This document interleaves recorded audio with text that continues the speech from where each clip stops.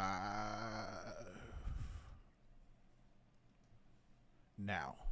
What is up, y'all? It's your favorite sports chica, Carolina Teague, and this is we're on episode 55, I think 56 of League of Our Own. Welcome back. It is another Manic Monday, and I'm here at VodPod Media Studios with my guy radio husband and producer, Gylan Jackson, making sure everybody's and everything is running smoother than olive oil on a baby's behind. We got Chris in the back, the intern, new to the team, does a great job, just stays in the cut. He doesn't talk too much. We're trying to get him to warm up just a little bit. He's pretty quiet, but we gonna get him to talk a little bit more. So we're waiting on that. And if you guys see right here next to me, there's a little familiar face. If you guys are little sports radio junkies or little junk addicts like we are, from back in the day, we got Terrell Huff. Actually, not back in the day. It was actually not too long ago. Make it seem like you old, and you're really not old. Yeah, couple years. About a couple years back. Terrell and I and Gylan once shared the airwaves on the Ticket 760. Oh, gosh, yes. And I actually invited Terrell in. Yeah, Yep. on Kevin. The first time he was ever on. Same thing with you. Yep. Y'all can call me Daddy. Chris Duell brought us in the building, man. Chris Duell brought us in the building. And, Yes, Chris Duell in the house. That was dope, man. I enjoyed it. That's how I got my little feet wet, man. It was Chris Duell, but Gylan made the... And I want to make this clear. Gylan is the one who said, I want this person on. Yeah. I want this person on. Yeah, Chris Duell gave me the opportunity. Right. And then I knew that on 760 that I was able to now bring people in. Mm-hmm. Yeah. And that was my goal. And to be very frank, it was to bring black and brown people in. And and that women. jumped off for me, though. Right. Because, Yeah. I mean, let's remember, Chris Duell was the same show where I called in, because he kind of reached out to me because of you bringing me in there. And we were talking about something wasn't even sports related. And that actually led to Blue Collar Sports Dads and other stuff I've been able to do, man. So, I don't never miss an opportunity to show my appreciation. To talk. For No. that, man, 'cause other than that. But Yeah. you definitely opened the door for me on that one, man. I appreciate that. Oh, listen, I don't even look at it that way, but you're welcome. Hey, You're welcome. all right. Yeah, and I think it's like crazy how like everything kind of has like a little like a trickle down effect. Oh, and shout out to everybody watching. We got Amzai watching, Dante Rose, Tim Gonzalez. Thank you guys for showing us love on the YouTube live stream. We're actually going to be transitioning to YouTube soon, but we will be putting comments up during the show.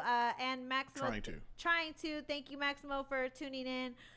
You guys, we have a lot to get into today. Deion Sanders, Coach Prime, Colorado Buffaloes, they lost their first game of the season, and we got to talk about that.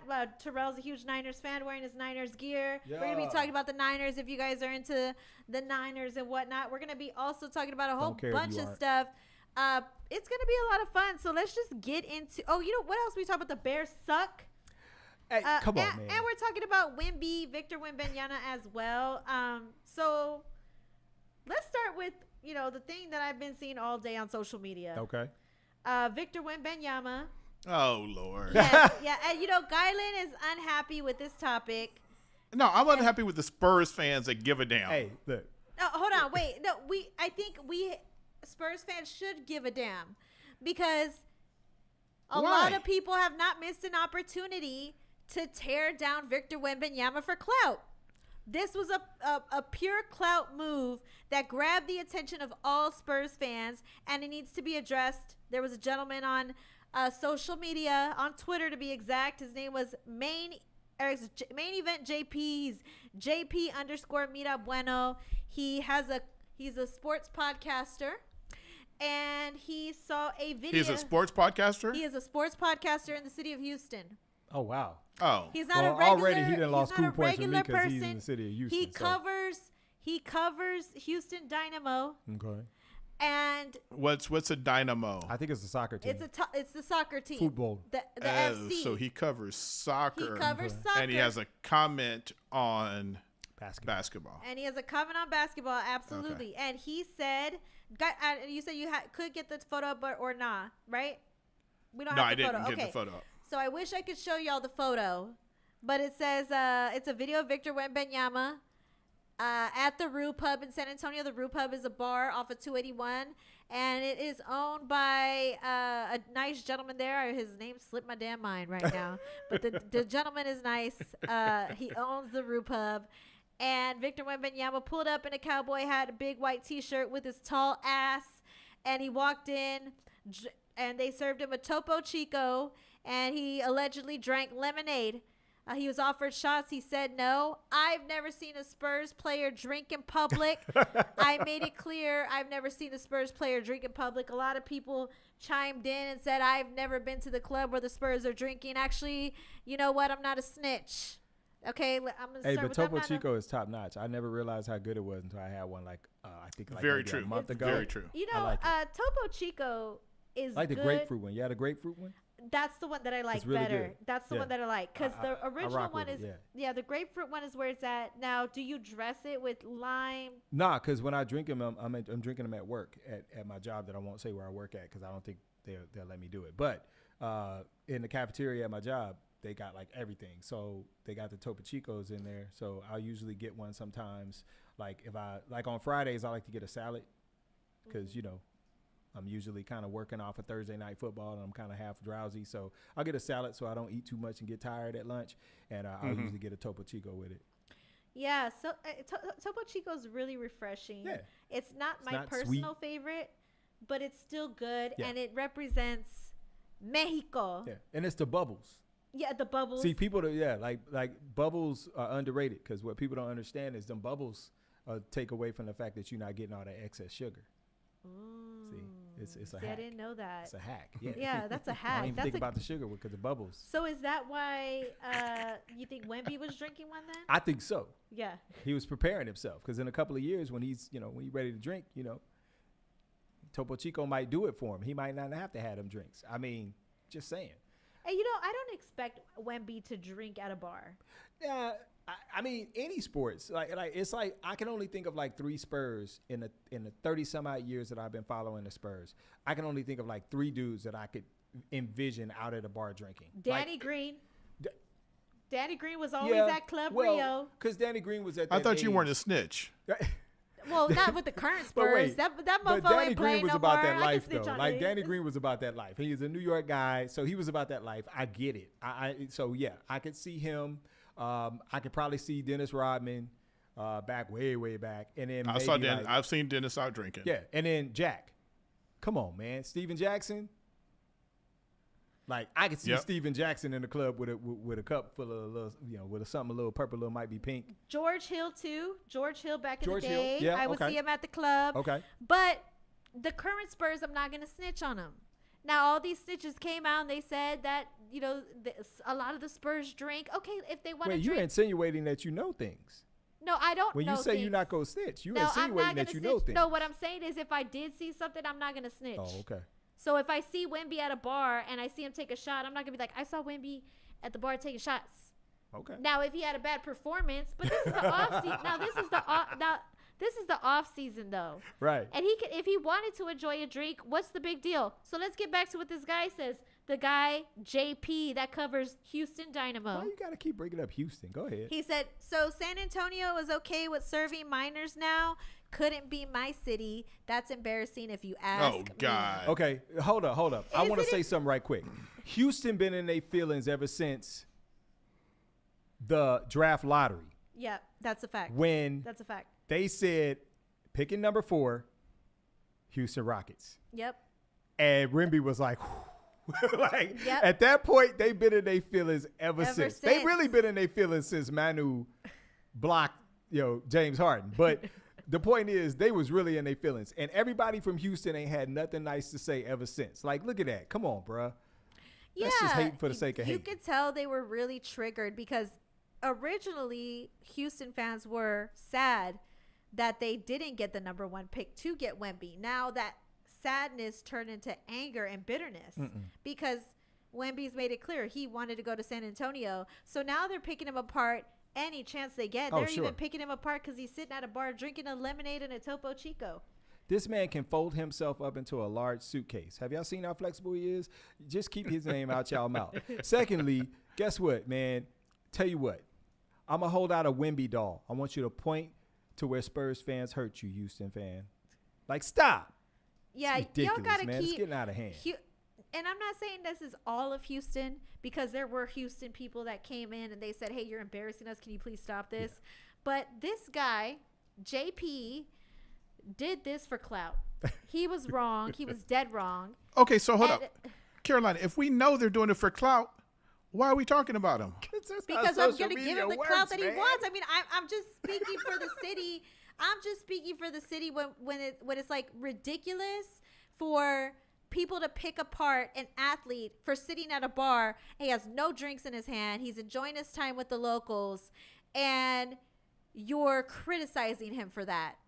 It's disgusting for people to do this, especially when you are in the media and you are covering teams. You should know that doing something like this and saying something like this is a slippery slope, and it's very dangerous if you're spreading false information. This is a blatant lie. He's not drinking. It's the state of Texas, TABC. You can be under the age of 21 and walk into an establishment with consent as long as you are not drinking alcohol.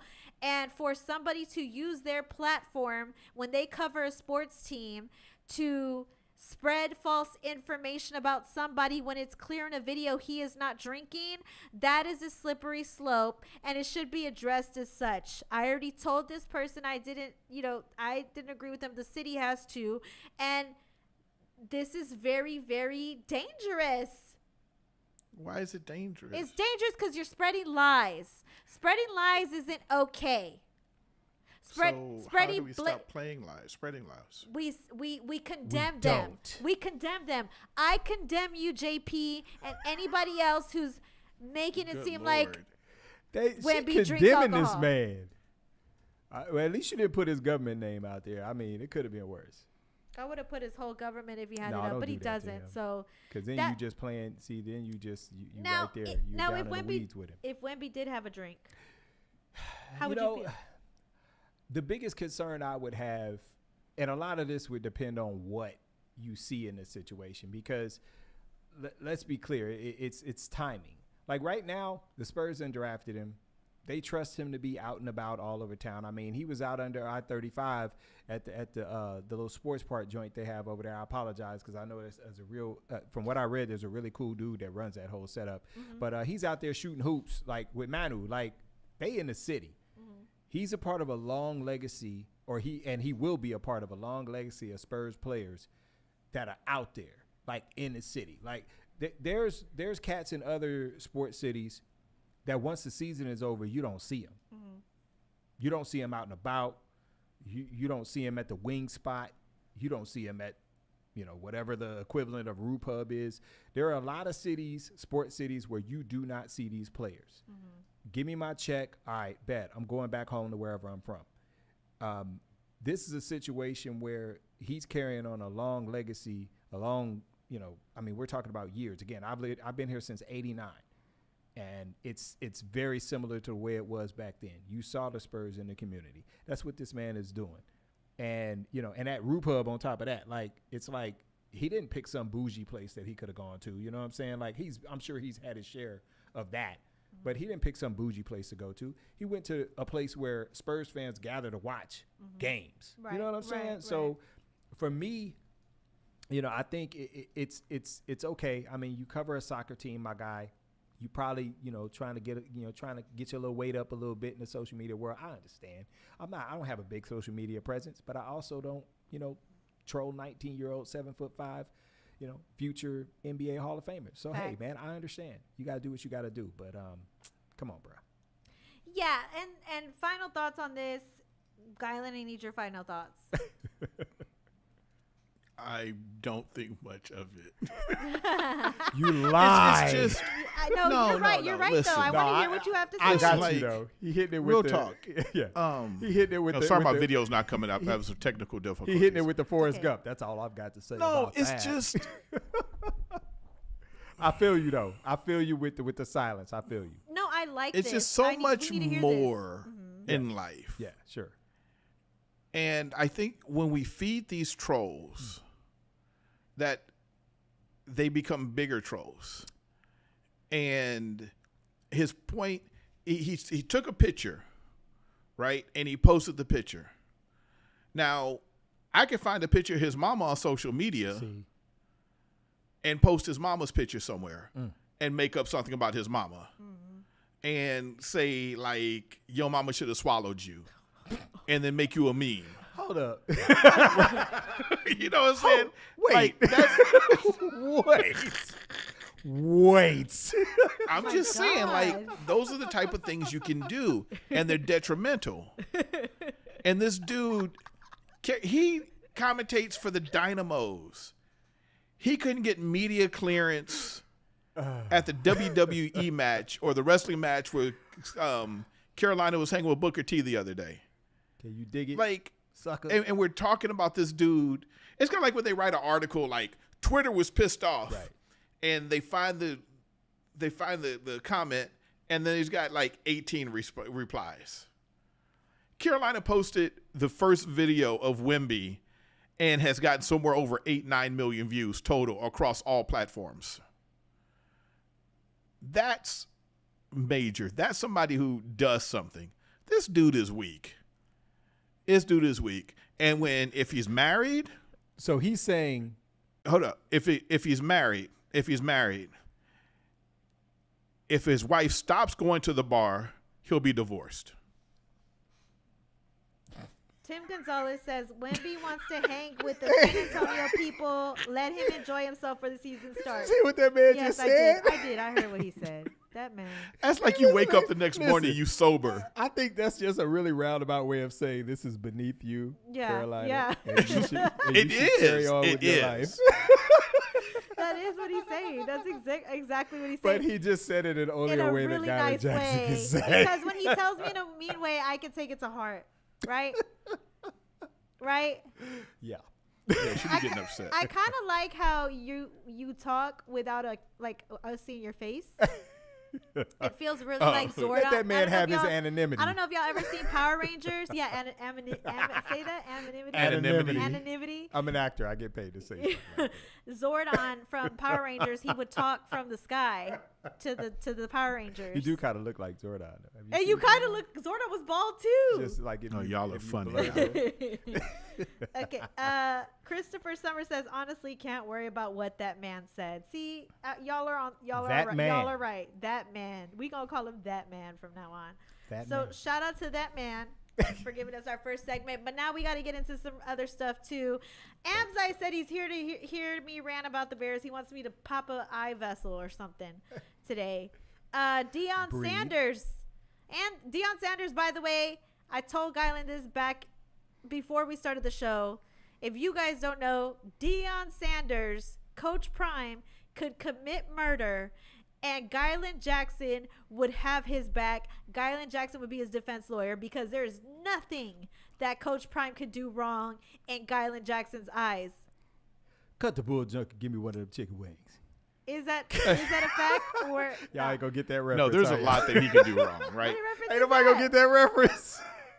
I am You ever I seen am the buying his Popeyes sunglasses. commercial? Though. Come on, man. What are we doing? Oh, What's yo, the reference? Cut the bull he's junk on and give me one every of them damn chicken commercial wings. out there, which is crazy. Which, look, What'd you say? but proceed. He's on every commercial. I love it. I love it. He is on all the commercials. I love it. So Colorado lost. Yes. And I think this is Coach Prime's favorite term, hot garbage, because he said that about last time when they almost lost to Colorado State. They said Right. the first half they played like hot garbage, and they lost in a blowout matchup against Oregon, 42-46. 42-6. Yeah. 42-6. Right. Sorry, 42-6. I did have the pleasure of watching the game. You did. Okay, what were your thoughts on the game? I use the term loosely. You know what? First of all, it was expected. Right. Because Yeah, anybody who's a fan. it was one of those situations where, you know, and I had this conversation with my wife because she loves the whole situation. And I do too. I think it's fantastic. We could talk all day about what I really do feel like he's doing for college football because I think there's this idea that people think that college football is sort of just this, oh, they make all this money. But you'd be surprised at how much more he can do from one week to the next. That being said, the game went about how I thought it would. I did think they would put up a little bit more points, but between the quote-unquote motivational speech that Oregon's coach gave to his team prior to the game, and between his willingness to, I don't want to say he ran up the score because I really don't think he did. I think he gave the impression he was going to run up the score because at halftime they were up like 35-0, and he gave the impression that they were just going to keep pouring it on in the second half. They didn't really do it. I think they scored one more time, and then they kind of, you could tell they somewhat took the break. They hit the brakes a little bit. But that being said, the game itself went the way I thought it would because, unfortunately, the biggest issue that Colorado has is defense. And Dion will be the first person to tell you, or excuse me, Coach Prime will be the first person to tell you that defense is the issue with that team. They don't have the kind of quote-unquote dogs that he feels like he needs on the defensive and the offensive line. But just generally speaking, the game was not a huge surprise. So, next week they'll play USC. Unfortunately, the outcome might be similar, although I think they'll probably put up more points against USC because USC's defense is about as bad. But no, it's people need to realize what Dion is doing for every city they roll into when they play an away game. And as far as like bringing in business, bringing in sales, revenues, attention to the team. Because they can directly attribute over $90 million to Deion Sanders since he's been at Colorado at these games. $90 million. And that's not counting the community in Boulder. That doesn't take into consideration. I can tell you right now, last year, College Game Day isn't anywhere near Colorado Boulder. State. Yeah. They're nowhere near. Right. So like they're somewhere else. They'll be at UTSA. Last year you could have told me they'd been at UTSA before they'd been at Boulder. I mean, you go 1-11, that's what happens. So there is a lot that he's bringing to the game right now when a couple of years ago people would have had you believe that the NIL was going to destroy the game. And he's embraced that. And he's added in even more of an element to it because it's not just going to be kids that are going to come there for NIL and stuff like that. They're going to come there because they're going to get exposure. And anybody that's watched college football for an extended period of time knows that one of the things, I mean, if there's 3 or 4 things that kids want when they go to these colleges to play big-time football, it's exposure. Now it's NIL money. And the funny thing is, I think a distant last is probably winning the championship. I know they'll say they all want to win a national championship, but if you've seen the way the playoff works and things like that, and it might get a little bit better when it goes to 12 teams next year, but these kids, for the most part, know it's a very small chance they're going to win a national championship under the current system. So if you can get NIL money, I mean, look at Caleb Williams. That man is making more money probably right now than he will make in his rookie year in the NFL, which is why he's debating whether he's even going to come out of school.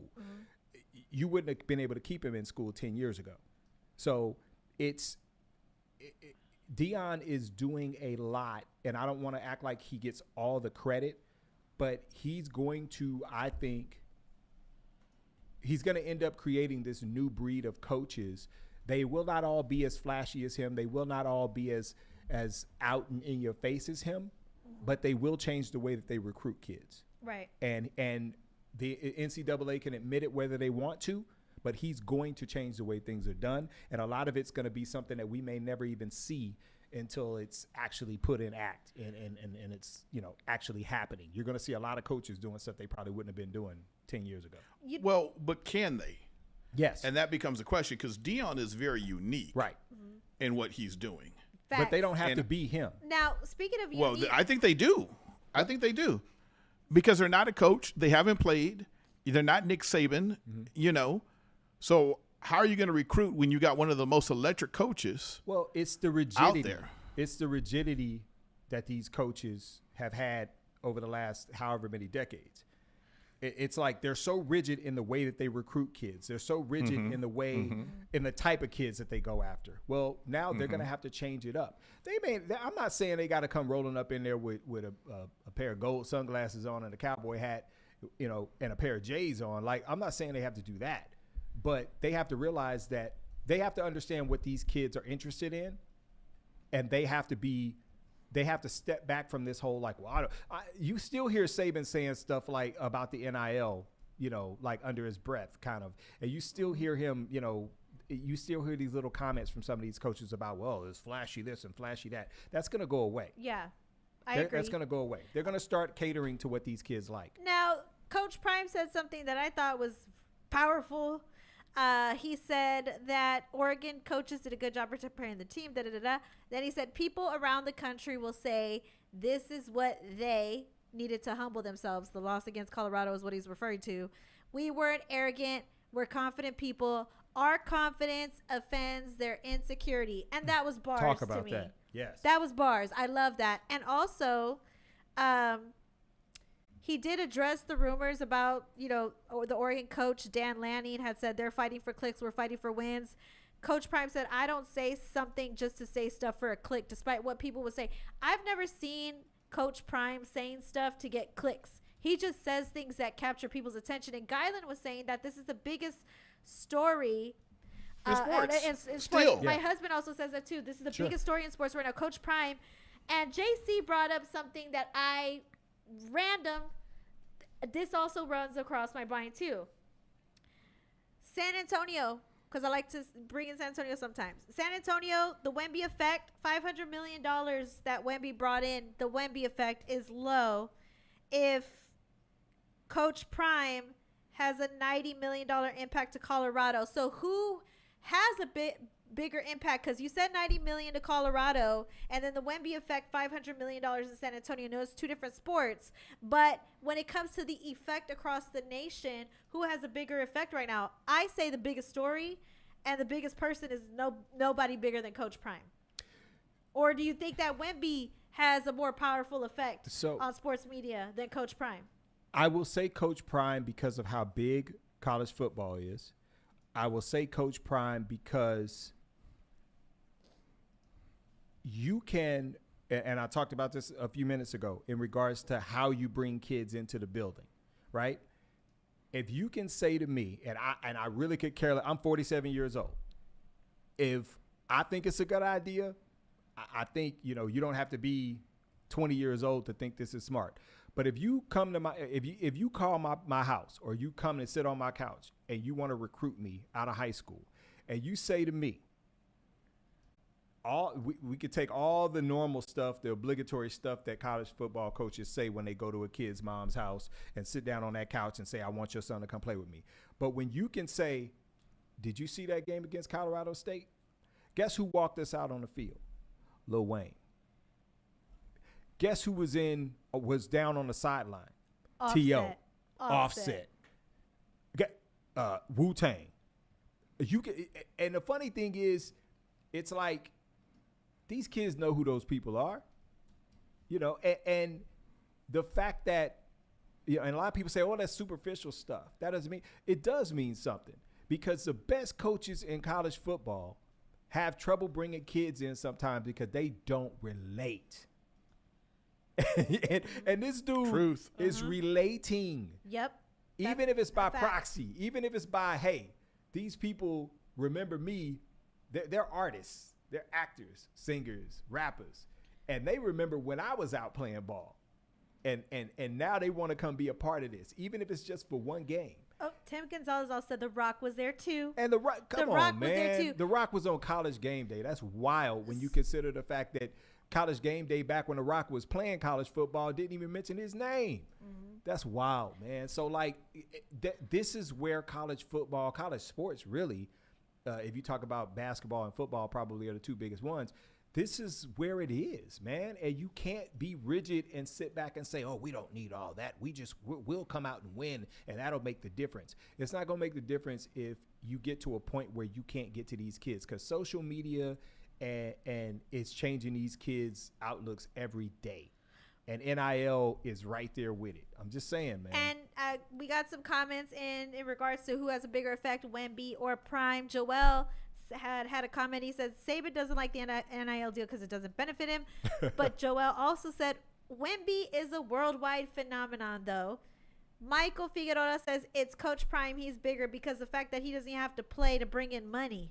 Wemby would have to wait till playoff time to prove himself. So that's a good point too. Coach Prime isn't even playing football. No, we and might he's have bringing in 90 mil. Right.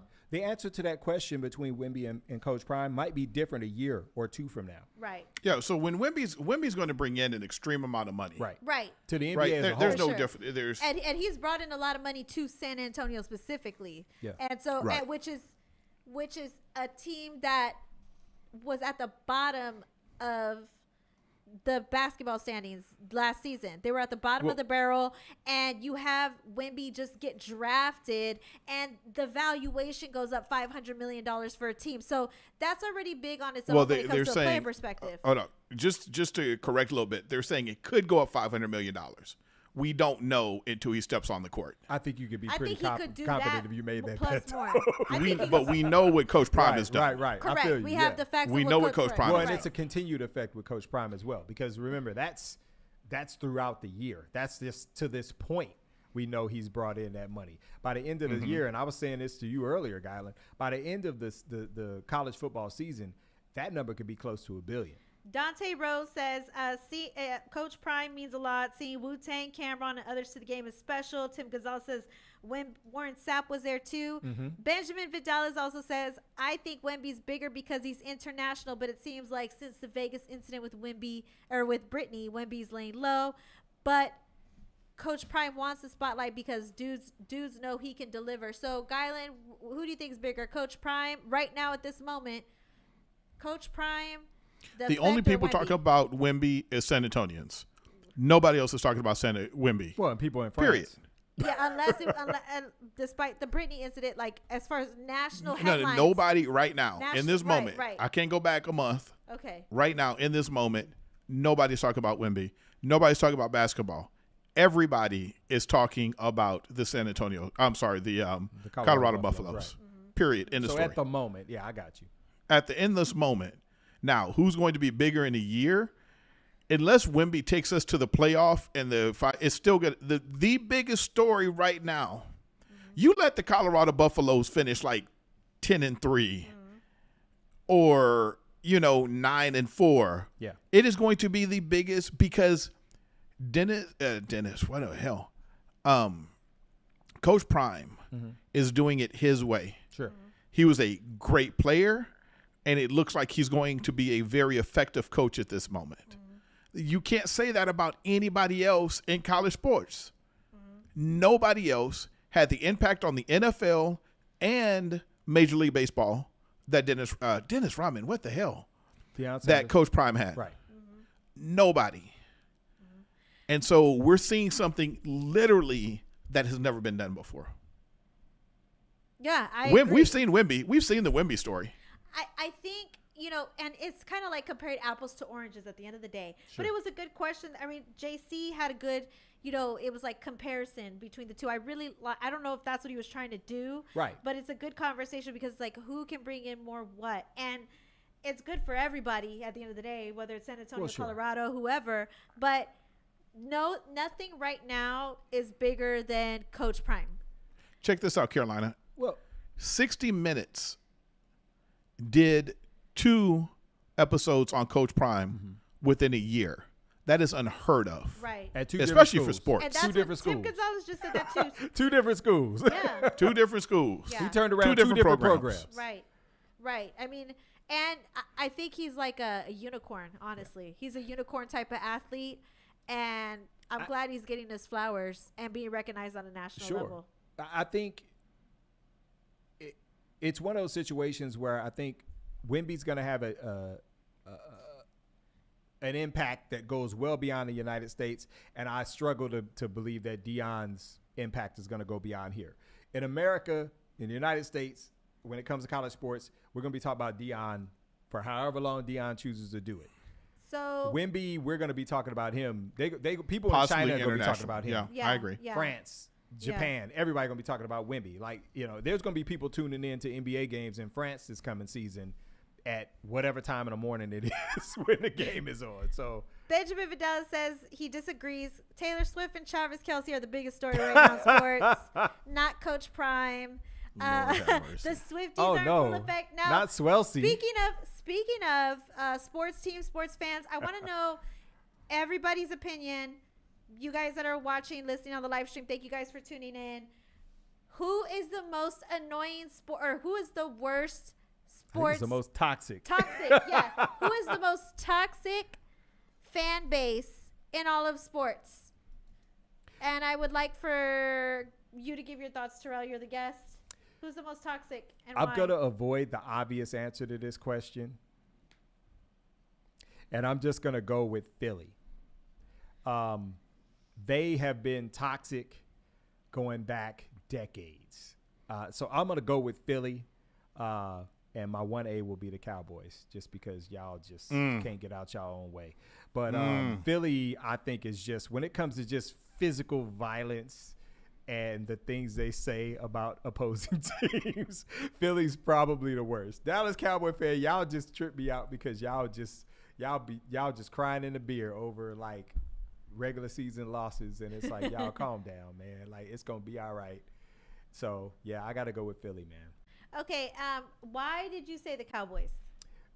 You're going to forget I said about Philly, right? No. So, look, I'm a Niners fan. But no, people agree with you on the Philly. Right, there's some people in the comments, they agree with you on Philly. Like, I think, especially we're in Texas, Cowboy fan. I mean, come on now. I already know they probably feel the same way about Philly fan. I brought up the Cowboys just primarily because, and that's just the as a fan, that would be my choice. As a person that watches football, Philly was my choice. But as a fan of the 49ers, the Dallas Cowboys fans are toxic to me because I go back. I said it before. I'm elderly adjacent. All right. So I remember Joe Montana hitting Dwight Clark in the back of the end zone. I saw that on TV. Tape delay, by the way. So it's like, I've always disliked the Cowboys. And so it's one of those situations where when your mother is from Texas, and even though I lived in Northern California until I was like 14 years old, that never goes away. That Bay Area, loving the Niners, they've always been there. That's just always been my thing. So you are born into disliking the Cowboys. But man, I mean, when you have family and they're from Texas and you come to live here as a teenager, you understand wearing my Niners clothes to school and the kind of ridicule. Like, they just totally forgot that I was too skinny. They totally forgot I was buck-toothed. They totally forgot I couldn't get a decent fade. None of that stuff mattered. It mattered that I was wearing a 49ers And now he's jersey. an actor. Now he's an actor. Oh, and speaking of, you know what? I can kind of back up your Philly thing because one of the first teams that I ever covered in the NFL was the Buffalo Bills. I went there for Galvanize as a reporter for women covering NFL because Galvanize was created for women who don't get an opportunity to cover sports teams. So I covered the Bills, flew to Buffalo, and the PR guy, the head of PR, gave us a speech in the conference room for the Bills. Oh, that's real. And he said that PR is there to help the players, kind of guide them as far as the media is concerned. And he had said that his background before he went to Buffalo, because at the time there was like some rumors going around about Josh Allen at the time, and he was saying like they had to tell the players how to handle those situations. That's why us meeting with them was a good thing, so they can practice that stuff. Sure. But he was telling us about his background, and he said, I was in PR for Philadelphia, for Philly, for all the sports teams in Philly. I did PR for the Eagles, all the sports teams in Philly. He did PR for them. Whew. And he said, I can tell you right now, Philly is a PR nightmare. I bet it is. He said it is a PR nightmare. And if you can handle Philly, you can handle any sports team across the country. So even a man in PR said that Philadelphia is the worst team for a public relations person to want to work in. Right. So if that's the case, I can only imagine how toxic the players, the fan bases are. Yeah. So I couldn't envision Philly's got to be up there. I couldn't envision going to, whether it was 76ers, whether it was Phillies, whether it was the Eagles. I couldn't envision going to a game. Like, it's like I've just heard too much and seen too much. Yes, and Guyland has the comments up now, so he's gonna put up people's comments. We're gonna react. Girl, I've been struggling trying to get these That's damn our producer comments right up. there. Okay, so we're starting to get comments up. We have the Who's the Most Toxic Sports fan bases on Facebook and YouTube. Guyland's gonna put up your comments. So check this out. My pick, but I'm a fan, is the Raiders. That's my side chick. That's my side chick team because we did it a couple weeks ago. Who's your NFL side chick? I have the Bears as my main. The side would be the Raiders because I like the Raiders. Raiders fans are psycho. Okay. Raiders fans, just look at the stories that come out about Raiders fans. They fight each other. They fight other fan bases. They light things on fire. They flip things over. They fight the 49ers. Hey, no, I was just about to bring that up. Hey, do you know about that? No. So several years back, it's probably close to 10 years ago, the Niners and Raiders, back when the Raiders were still in Oakland, they had a preseason game. And a fight broke out that was so bad. Yeah, a fight broke out so bad at a preseason game Why that a preseason they game? were not. I don't want to say they were not allowed, but the NFL basically said those two teams could not play in preseason. Or I don't even know if they played in the regular season for quite a few years, but they could not play in preseason. And it was something like 8 or 10 years. They did not play in preseason. They were purposely not scheduled because of what happened in that brawl. Like, it was crazy. So ever since then? They played as of recently, like they played in the regular season in the last couple of years. Die down. And obviously the playoffs, you can't do anything about it. They either going to play or they not. Right. And it had to be the Super Bowl. So like basically I think they were kind of like, well, both of them ain't going to make it to the Super Bowl. So we ain't worried about that. Maybe one of them, but not both of them. So then it was like, but the preseason was specific, and I don't know what the difference was with the preseason. They've played probably over that time frame since I remember that happened, and I think I can think of one time. Well, if you count last year, that's twice. 2 times I can count in the last 10 years. I think that they played in the regular season. They may have played once or twice, but in the preseason they were not playing because of that brawl. It was bad. I think some dude literally got severely injured. Amzai has the quote. And enter a new challenger. We have a new challenge. The most toxic. Can you put that up? Toxic. The most toxic fan base.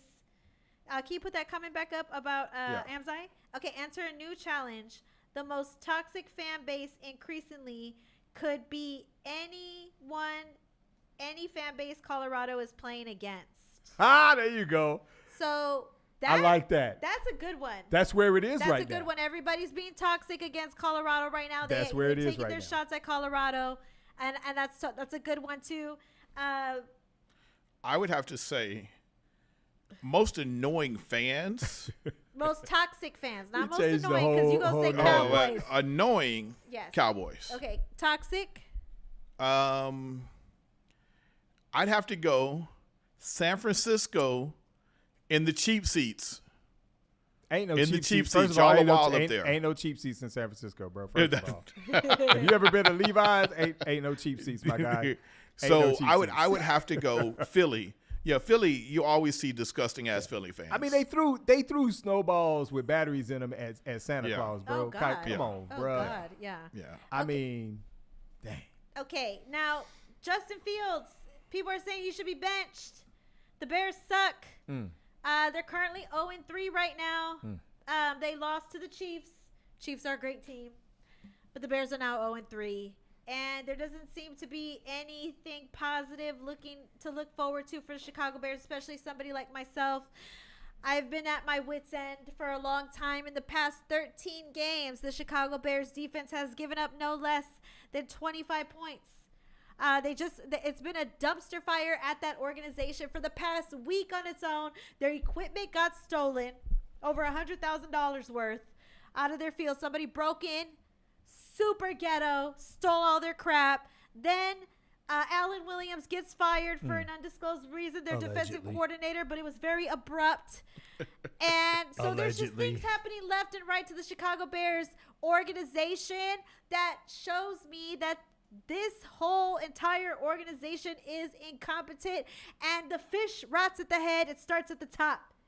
And people like to drag me because the Chicago Bears organization is owned by the McCaskies. It's owned by Virginia McCaskey, if you will.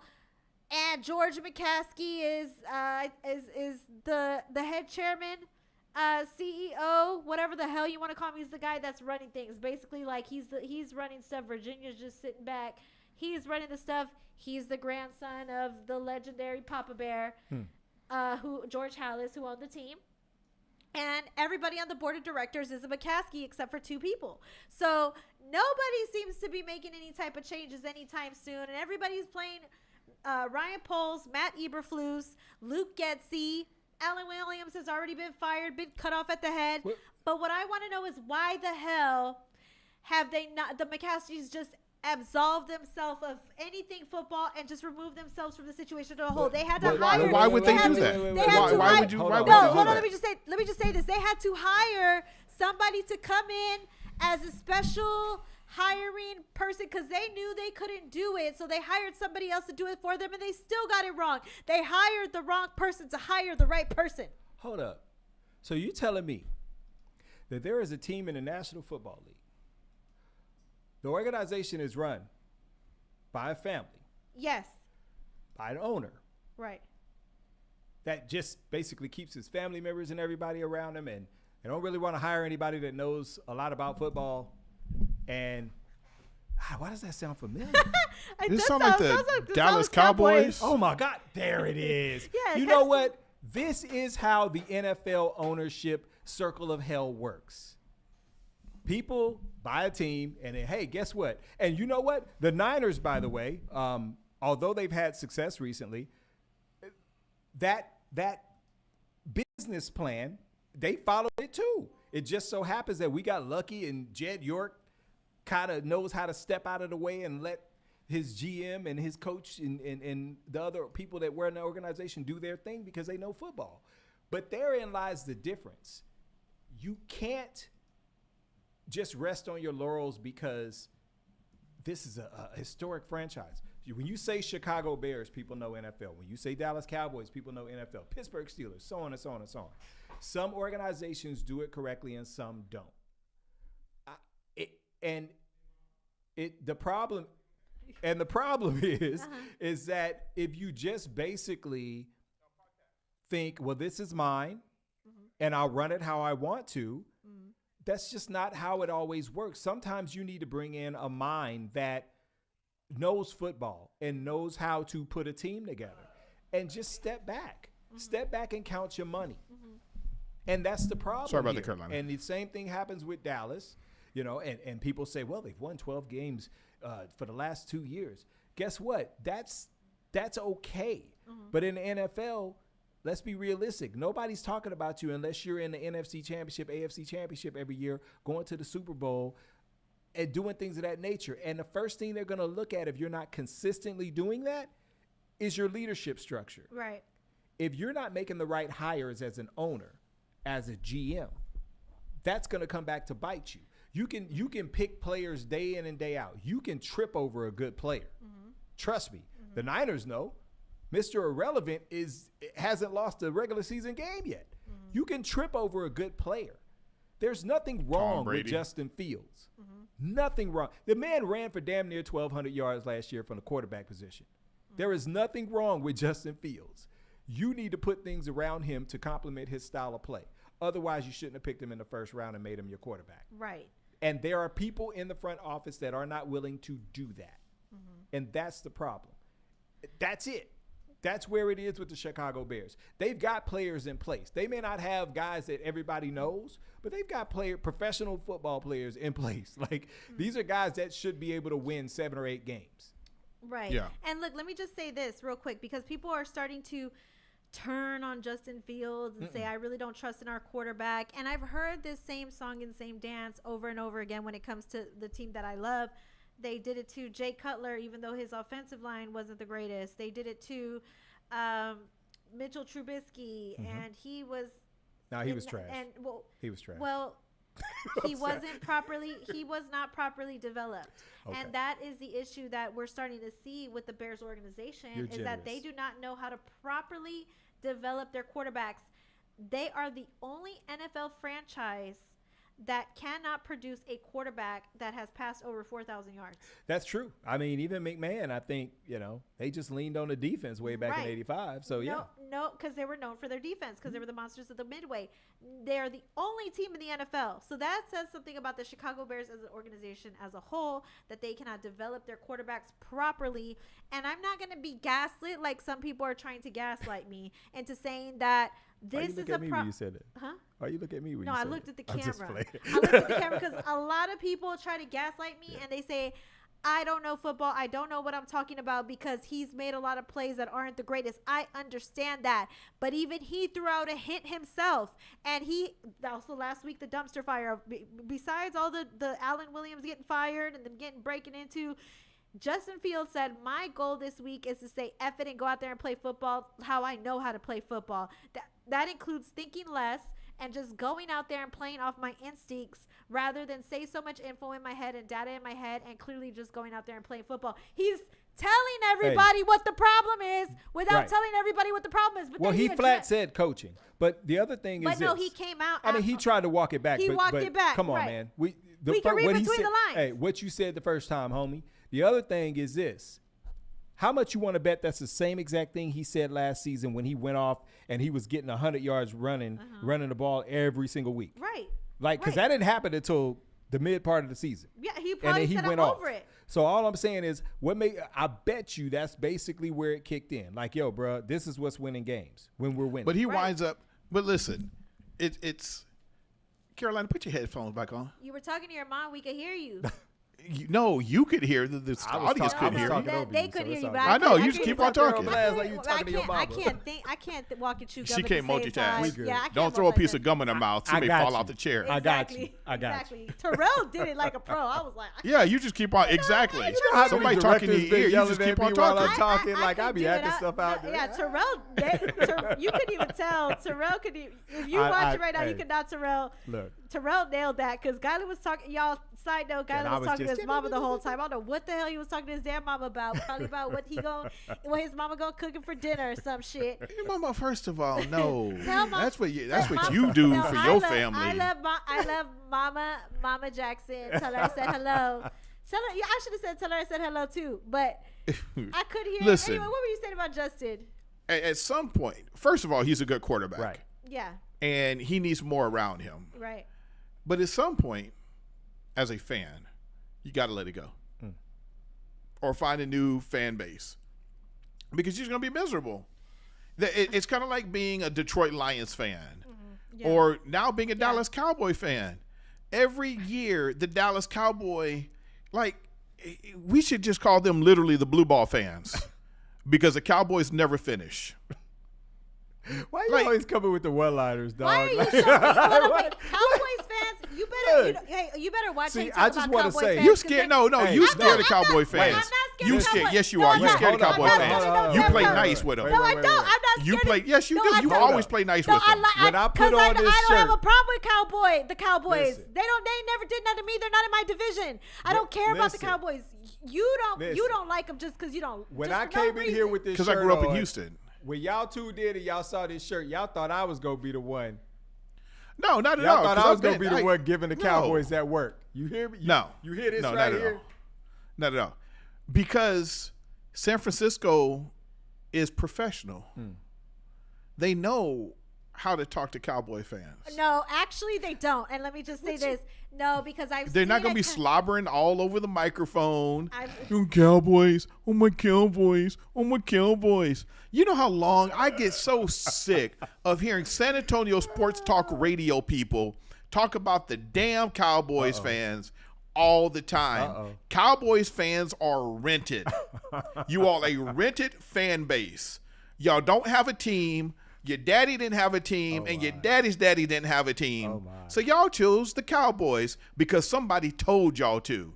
Y'all ain't got a Cowboy. You don't have a damn team. I grew up in Houston. I grew up miserable as a fan. I understand it. But San Antonio, damn. Why y'all so loyal to the Cowboys? Because Jerry y'all ain't even loyal to your wives. Because Jerry is a wonderful businessman. But let me just he say ain't this. wonderful. I do know that some people, what I appreciate about Bears fans is that we are not afraid to drag the hell out of our team and our organization. We will drag you through the mud, but you can't talk about our team, but we can talk about our team. And we will drag our organization through the mud, and we'll all be on the same damn page. Cowboys fans, I will say this. Cowboys fans, some of them like to stroke each other off and just say positive crap about them, even though they aren't doing good. And if you try to call the Cowboys out when they're performing poorly, then the people who like to circle jerk each other will start attacking you because you're only pointing out the obvious when the team's not doing right. Thank you for the visual. That is what I will say about Cowboys fans. Not all, but some. I like fans who hold their team accountable. That is what I like. And everybody's on the same page. Cowboys fans can't even hold their ownership accountable. I feel like the biggest issue, and it's funny because you alluded to 49ers fans being able to speak to, the Cowboy fans. First of all, a lot of that is self-preservation because I live in Texas. The other part of it is this. When I talked about my friends and family members that are Cowboy fans, I always say the same thing to them. When the team loses a game, y'all go off the deep end. You never look at what happened in the game and say to yourself, well, that's not going to happen again, or at least it's not a no, because they know it's going to happen problem. Again. Well, no, but that's the thing. Like what we saw yesterday. Come on, there's a situation where every team is not going to be able to exploit whatever you want to call that weakness against the run or whatever. Every team is not going to be able to exploit that. The Cowboys are probably going to win 5 out of every 6 games this season. Mm-hmm. That's just based on talent, and they actually do have a good coach. So you put him at 15-3 this year? What? With how many games? 17 games, 18 games? I'm just speaking generally, 5 out of every 6 games. You can say 4 out of 5, whatever you want to do. Bottom line is, for every game they lose, they're usually going to win 3 or 4. It's just the way they are. The talent level, the ability of the coaches. You want to talk about the decisions they make in clutch time, I get it. But the 12-5 team, well, 12-4 and then 12-5 that we've seen the last couple of years, that's not a fluke. That this core of players they have is talented, and their coaching has put them in a position. Now, you can say whatever you want about the playoffs, but my point is, this is a team that should win 3 out of every 4 games. I think I said 5 out of 6, 3 out of 4, 4 out of 5, whatever you want to say it. Bottom line is they should win about 12 to 13 games every year. And they've proved that. So let me be clear, because you talked about this earlier when you said, Niners fans know how to talk, towards Dallas Cowboy fans. That is me. If you got my wife in here, no, she got all the smoke for Cowboy fan because she grew up around it. See, and that's my problem I have with Cowboy fans is I grew up around them. I came to San Antonio and all these Cowboys fans, right? And I'm like, y'all don't have a team, so y'all adopted the Cowboys. Well, look at all the Steelers fans out here, man. There's Steelers fans everywhere. Christopher Summer says Cowboys can't be losing to a team like they did yesterday, but Jerry doesn't care. He only cares about the money. Tim Gonzalez says the window is closing in on the Cowboys, and Joel Colon wants to call you out. He says, you think Mike McCarthy is a good coach? I do. Really? I do. I think. Really, he's an effective coach. The biggest issue with Mike McCarthy is that I do not think he is the chief decision maker when it comes to person. Obviously, you have a GM as well. But by proxy of Stephen Jones, I do not think Mike McCarthy gets final decision on who's on that team. I do not think he gets final decision. I think there are moves that he probably, and again, I'm speculating. I think there are things he probably would want to do in a draft from one year to the next over the last 3, 4, 5 years, however long he's been there. I think there are things that he probably has wanted to do player personnel wise that he's not been able to do because he's been overruled. That's just what I believe, because I just based on what I remember from him in Green Bay and the type of players, not with Aaron Rodgers notwithstanding. Just the type of players and stuff like that he usually, with his play calling, I don't think it's a perfect fit. And I think a lot of that is because he's not being given 100% control over who they bring in. It's interesting that you say that, because my issue with Mike McCarthy was the Packers. I didn't care, because it's the Packers. But the issue with him back in the day because he was too conservative. He Okay. didn't run the ball enough when he should have, and he had time management issues. Now, that was back in the day. Now we're here with Cowboys. Dan Quinn has did a fantastic job Sure. as defensive coordinator for the Cowboys. So Dan Quinn, maybe not as a head coach, but as defensive coordinator, I think he's done a fantastic job. He makes Mike McCarthy look good, and Mike McCarthy has made some really good decisions. However, he has made not so good decisions because even in this past game, the loss against the Cardinals that they just had, he had a decision that he could have made. They were on 4th and 4. You could either kick the field goal and draw within 6 points, or you could go for 6 to potentially tie the game with a 2-point conversion. He decided to go for it, and Dak Prescott had an incomplete pass, and Cowboys had a turnover on downs on the Sure. fourth quarter, and so they were upset with his decision making at the time. But you're not going to make everybody happy with your decision. Well, it's been like that all year, though. People complained Well, about let the me- Jets game and how they were only getting field goals at situations where people felt they should be getting touchdowns. Or go for it, right? Well, Uh, not even Terrell. just necessarily fourth downs, like just in general. Like, okay, you're in the red zone. There's going to be situations where you need to take some chances, and a lot of people felt like he was just being Exactly. too conservative. Exactly. So I understand that sentiment, but we're also 3 games into the season. We've all seen coaches evolve in regards to Yeah, it's you know, only 3 games. based on what they see out of players, based on scenarios. They look at tape, and then next thing you know, halfway through the season, it feels like we're complaining that they keep going for it on 4th down. Why you keep Yeah, going for yeah. it? You're on the 30. You're on your own 45 So- yard line. Why are you going for it? Like so. So Joel brings up a good point. What was it, Joel? Yeah, Joel. No, it's Tim. What is that? And Well, everybody's bringing up good points, actually. right. Yeah, everybody. Tim Gonzalez says, and this is why I have a problem with San Antonio Cowboy fans. Because if it wasn't for Jerry Jones, more than likely San Antonio would have an NFL team. It's possible, yes. And the fact that Jerry people- Jones people is don't cock believe that. blocking People don't believe that, though. because people are stupid. No, And they don't read. Yeah, I do think that's a firm possibility. It's Texas.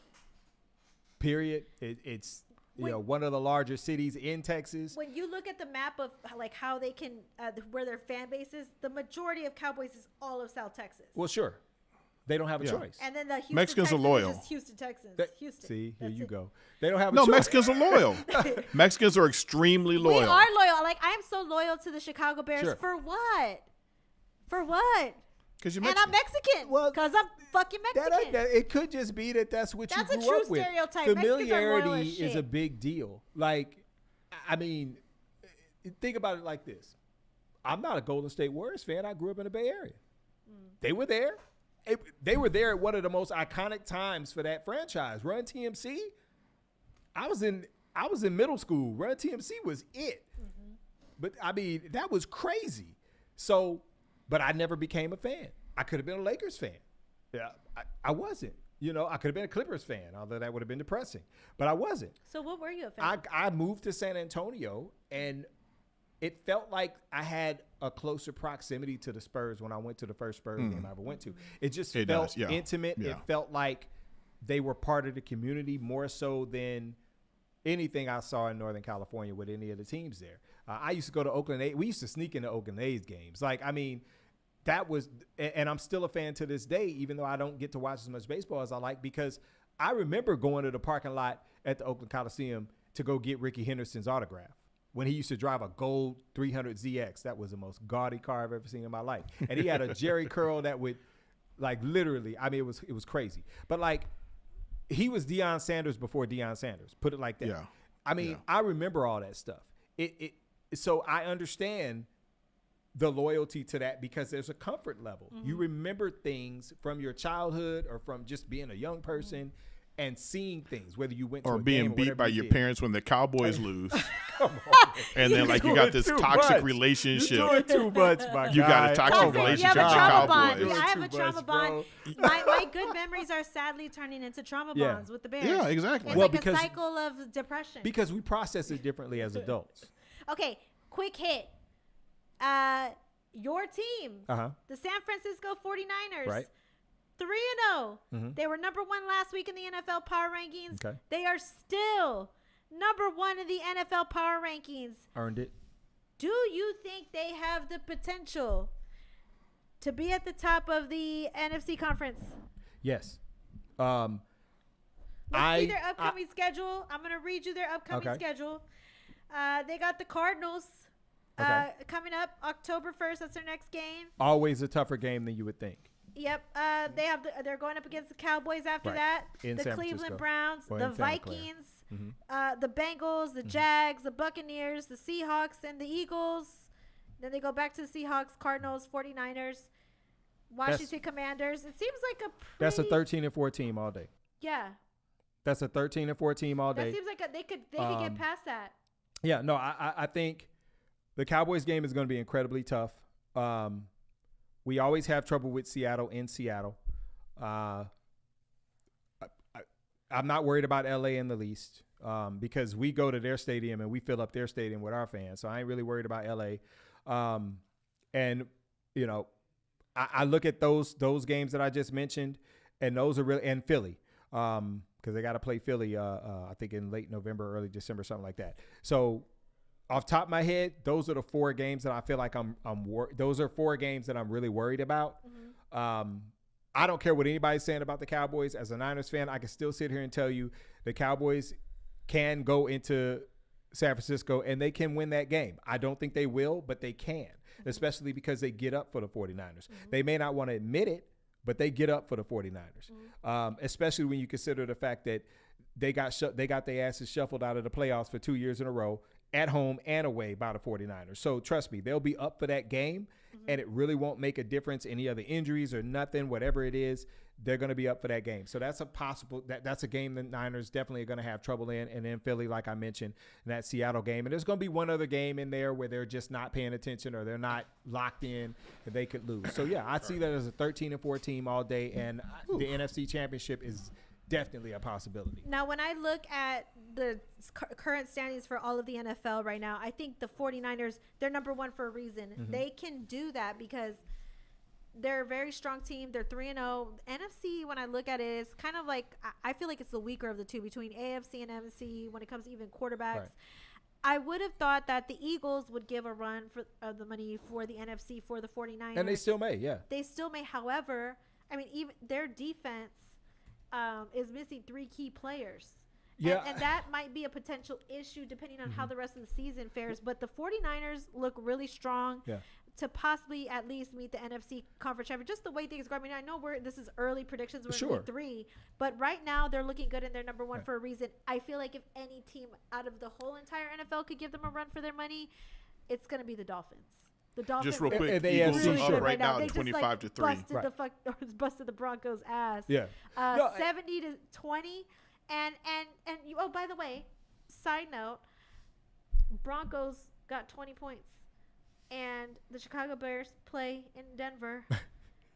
And they are the underdog by 3 points against a Broncos team that lost 50 points to the Dolphins. Can you believe that? Let me tell you something. That line is because of dysfunction in Chicago. Yeah, for sure. If we're looking at second half of the season, last season, Chicago, there ain't no way the line looks like that. So let's just get that out of the way. The other thing I'll say, yes, I agree with you in regards to Miami. I do think they're going to have to get around Kansas City because I think in the end, Kansas City is going to be there. It's just a matter of whether or not Miami gets over the hump and is able to knock them off. And I think their ability to run the ball, which they showed a lot of yesterday, I think more so than most people realize, is probably going to be something that's really going to be key for them going up against a team like going up against Kansas City. I will say this about the Niners in regards to just the NFC Championship. They did 2 things that they needed to do in the offseason. They shored up their secondary when they got the kid out of Atlanta. I apologize. I forget his name right now. But basically, they got a guy playing in the nickel. He was a starter in Atlanta last year, and he showed up big in the second game. He was pretty good last game too. And then Hargrave from Philly that they picked up in free agency, gave him $80 million, and he's every bit the part. So They added to the defensive line. Drake Jackson is in his second season, and he got 3 sacks in the first game of the year, so he's legit, and he's also going to make it to where they can't double team Nick Bosa. So you look at that. Frank, I want to be very clear. Fred Warner is the best middle linebacker in the league. Period. I'll quote another man when I say he's a heat-seeking missile. Ain't no middle linebacker in the league better than him. It's not even close. He's got bad intentions. And I will, for my wife, I will refer to him by his government name, Federico. That is literally his name, Federico Warner. He's half Mexican. It's dope. Anyhow, that being said, they shored up the areas they needed to on defense. Offensively, I don't need to name names because I think y'all already know who's on that offense, so that's not a problem. Right. And period. So, Terrell, are the 49ers better than the Cowboys right now? Yes. Yes. I don't know why you asked the question. What Yes. kind of question is that? Listen. Absolutely. You right will hear now, me. Yes. You will hear me always hold out an olive branch to Cowboy fan, and I will always be respectful. But be clear. Don't ever ask me who's better, because I don't play that. I don't play that. I'm going to tell you, the Niners are better. Well, Yes, I do think the Cowboys can go to San Francisco, and I think they could possibly even pull out a win. But at the end of it all, when the playoffs come around, you don't want to see the San Francisco 49ers because we already know you didn't get that much better. You think you got that much better, but you didn't get that much better. I feel like also, too, when it comes to playoff experience, they're a lot more deep-rooted when it comes to that, too. Because you've seen it. Right, because You've seen it. a We've Super seen Bowl it. and lost. Yeah. Benjamin Vidal says usually those divisional matchups creep up on on us Niners. I guess he's a Niner, too. Yeah. Seattle somehow finds a way to beat us all the time, which At least once. I try to watch as much NFL games as I like. Guidance says I shouldn't do that because it takes a toll No, on me. no, stop. No, wait, stop. wait. I never have said that. You have said stop watching the entirety of all games. Yes. No. Red My zone. point is you try to do too much shit. Okay. You don't have to watch every damn game. Hey, we watch Red so Zone. what you were You're right. what you were trying to You're do not wrong. as a sports commentator is not what the pros do that are getting paid millions of dollars. Right. They are not watching every single game. They even say they were talking about basketball and Shaq.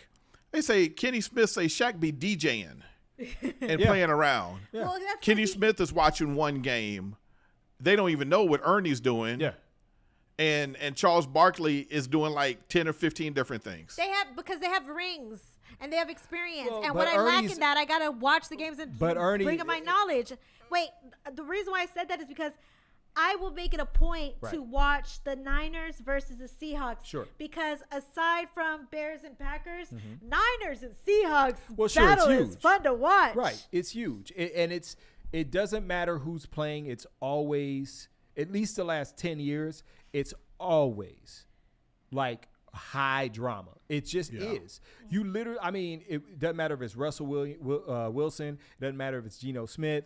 Doesn't matter if it's whichever one of the Hasselbecks that used to be the quarterback there, Tim, Matt. I don't remember. I think it was Matt. It doesn't matter. I take you all the way back to Steve. Dang, I forgot his name. That's horrible. He's one of the best receivers in history. That being said, I can take you all the way back to then. When I don't even think the Seahawks and the Niners were in the same division. It didn't matter. Like it's just, they were an AFC team. It's always been like that, man. And so, I mean, I will say this based on what Galen was just talking about. You have to find your happy place when you're talking about, like, whether it's the NFL, NBA, there's too many games. So you have to find that happy place, and there's always a story. Because you ever notice that? Like, when we watch ESPN, it's always something. They'll give you highlights, and they'll tell you, oh, well, this happened in this game, that happened in that game. But it'll be like 4 or 5 games that they'll really key in on. And they'll be like, oh, well, this happened here. Because like you just talked about, it's storyline. Right. San Francisco, Seattle is always a storyline. Pittsburgh, Last Cleveland. night, Pittsburgh and the The Pittsburgh Raiders. game. Yeah, Pittsburgh Pittsburgh game, and the that's Raiders. storyline too. Pittsburgh and Cleveland. Baltimore and Cleveland. Those are always storylines. And that's really what a lot of times they focus on, because it's like, I can talk about that, and that's going to give people are going to have interest in that all or across like the board. Lamar Jackson versus Patrick Mahomes. Exactly. Like all those things. Okay. Player to player. Yeah, never beating the Chiefs, except for like recently. Yeah. So Benjamin Vidal says, who would Coach Prime celebrate more, the next Cowboys Super Bowl championship or the next Niners Super Bowl championship? I don't think he would celebrate either. I'm dead serious. I don't think he would celebrate either. I think Dion wants to celebrate the Colorado Buffaloes. Yeah, I think that's like I'm not trying to not skate on the question. I'm dead serious. I don't think he would celebrate either. Not publicly. Yeah. He'd probably be like, I'm focused on Colorado. I mean, he might. I think he'd give a sound bite. He'd give a sound bite. I mean, if somebody asked him, I'm sure he would comment. Who's going to win a ring first? Would it be the Niners or would it be the Cowboys? Niners. They have a better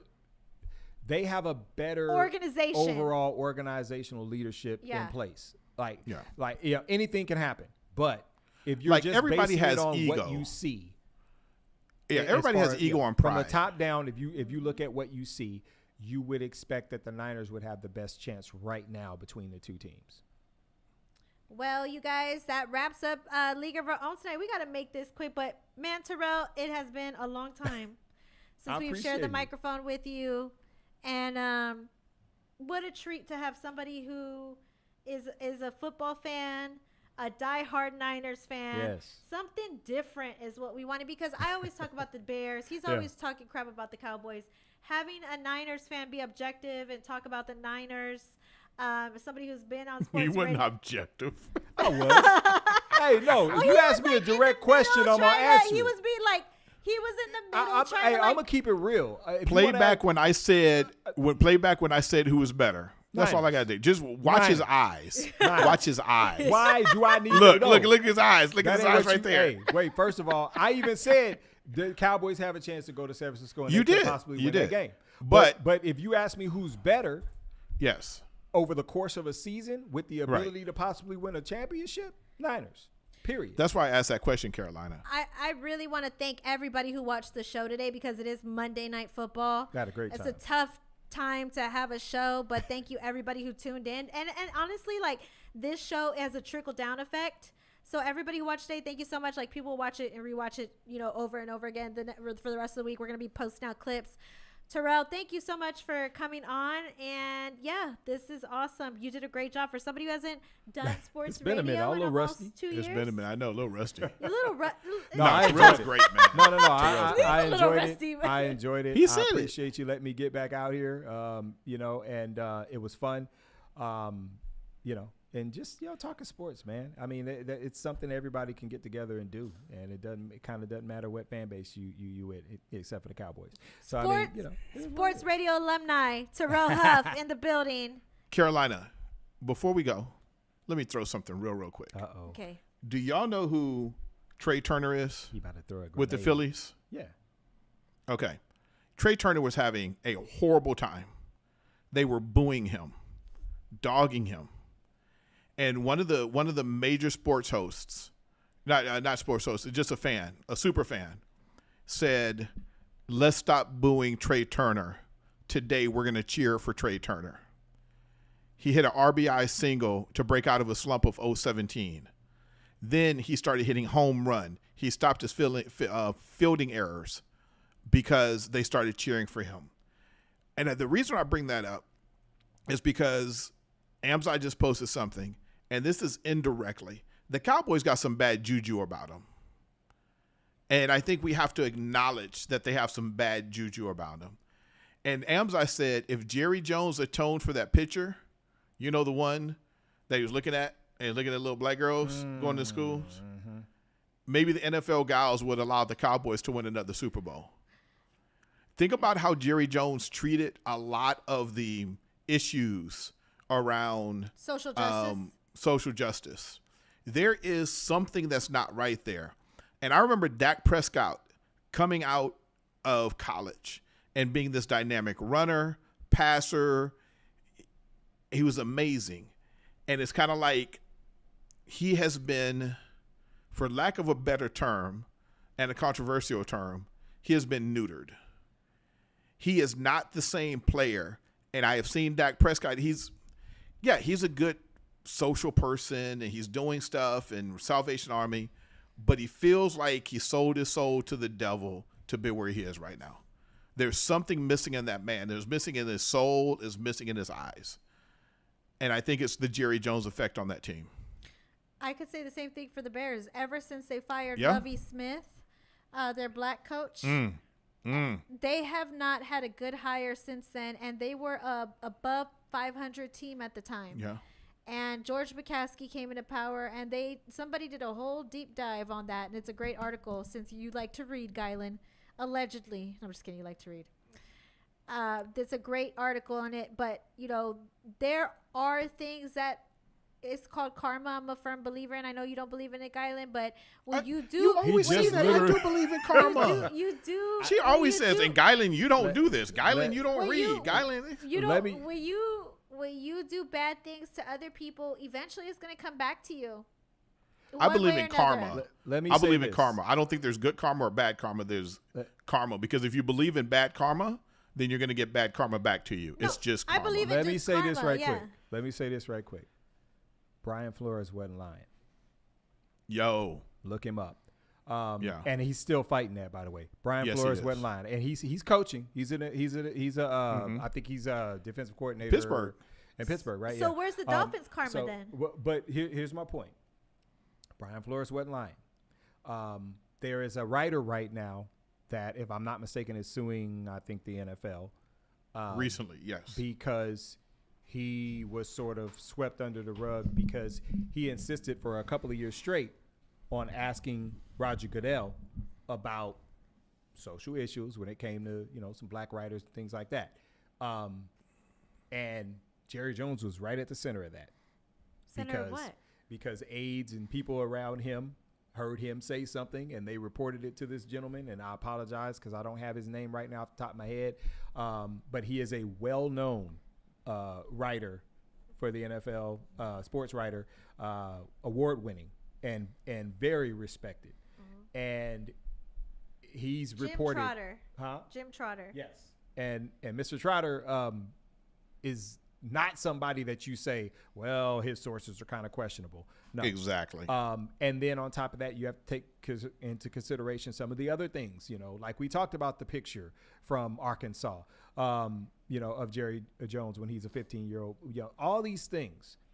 And again, this all comes back to, we want you in the room, black writers, coaches, to a certain extent, but it's always swept under the rug when somebody talks about, and we briefly glossed over this earlier with the Bears ownership.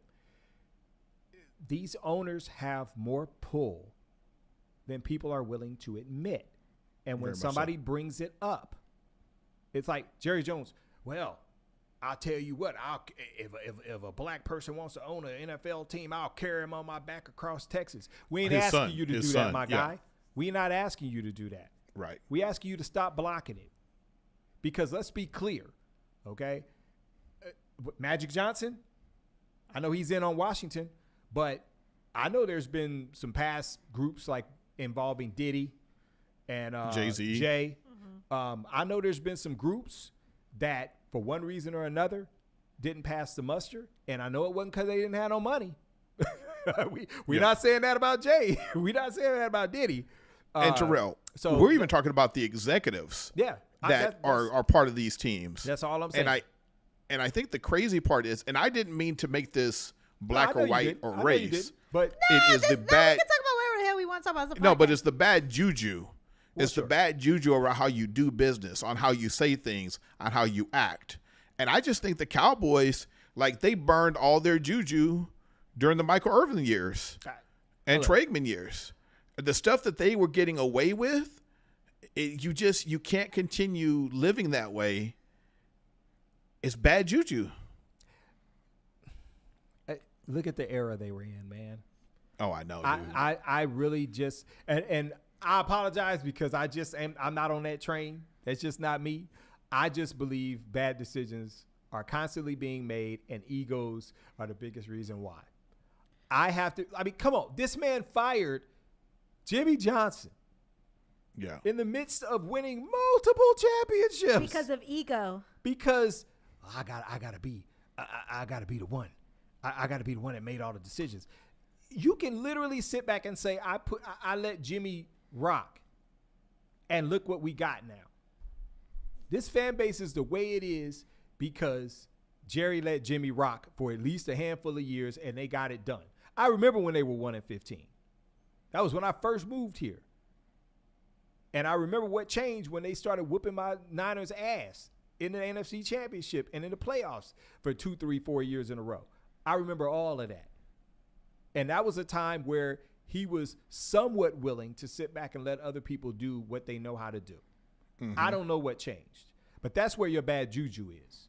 Okay. Yeah. I'm maybe I'm just a little bit more analytical about it, but bottom line is that's where your bad juju is. You started with a bad business decision and you eventually got to a point where you said, well, we ain't winning championships, but these jerseys sure are selling.